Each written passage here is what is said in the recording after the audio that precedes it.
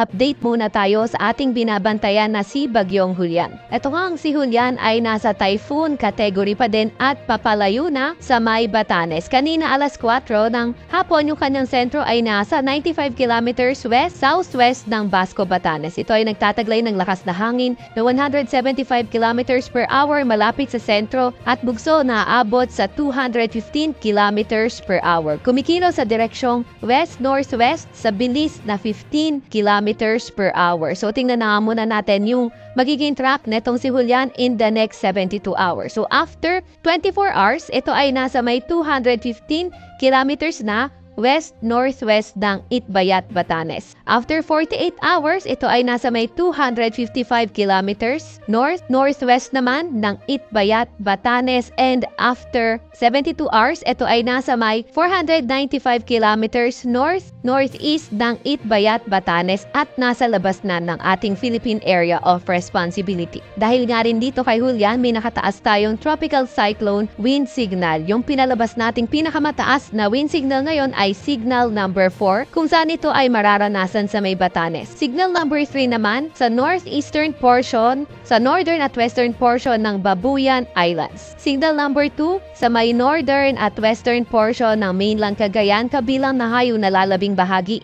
ng Babuyan Islands. Dito rin sa may Apayao, sa may Abra, Kalinga, northern at central portion ng Ilocos Sur at Ilocos Norte. Signal number 1 naman sa nalalabing bahagi ng Ilocos Sur, sa may La Union, sa may Mountain Province, sa may Ifugao, sa may Pangasinan, Benguet, nalalabing bahagi ng mainland Cagayan, sa may Isabela, sa may Nueva Vizcaya, northern portion ng Aurora, northern portion ng Nueva Vizcaya at sa may Quirino.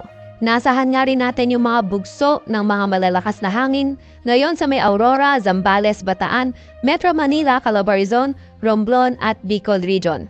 Bukas naman sa may Ilocos Region, Cordillera Administrative Region, northern at eastern portion ng mainland Cagayan, eastern portion ng Isabela, Aurora, Zambales, Bataan, Metro Manila, Calabarzon, Romblon, Camarines Norte, Camarines Sur at Catanduanes. And on Wednesday, bugso ng mga malalakas na hangin ay posible nating maranasan sa may Batanes, Babuyan Islands, Ilocos Norte, Ilocos Sur, Apayao at Abra. Ngayong araw nga, asahan natin yung intense to torrential rain sa may Batanes, Babuyan Islands at Ilocos Norte. Heavy to intense rains 100 to 200 mm sa mainland Cagayan, Apayao, Abra, Benguet at nalalabing bahagi ng Ilocos Region. Moderate to heavy rains 50 to 100 mm sa mga pagkulan sa nalalabing bahagi ng Cordillera Administrative Region. Bukas naman, asahan natin yung heavy to intense rain sa Batanes at Babuyan Islands at moderate to heavy rain sa Ilocos Norte at Ilocos Sur. Nasahan nga natin na posibleng mas mataas yung mga paggulan sa mga matataas na lugar pati na rin sa mga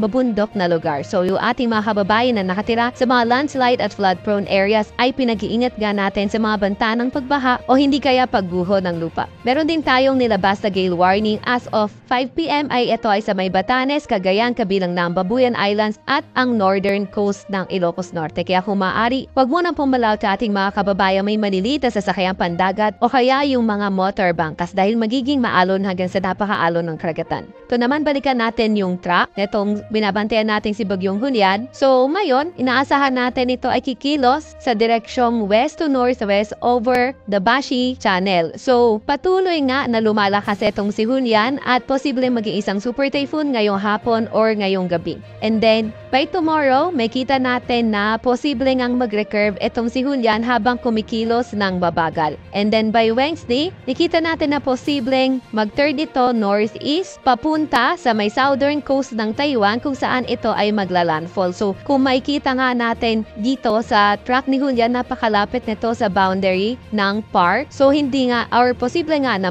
lumabas ito na ating PAR at bumalik din. So kahit lumabas ito na ating Philippine Area of Responsibility, patuloy pa rin tayo maglalabas ng mga tropical cyclone bulletin. And then, ito ang si Julian, tatahakin ito yung Taiwan area at posible nang mag-emerge lumabas sa Taiwan by Wednesday evening or Thursday early morning. And then, posibleng lumabas na ating Philippine Area of Responsibility itong Julian by Thursday.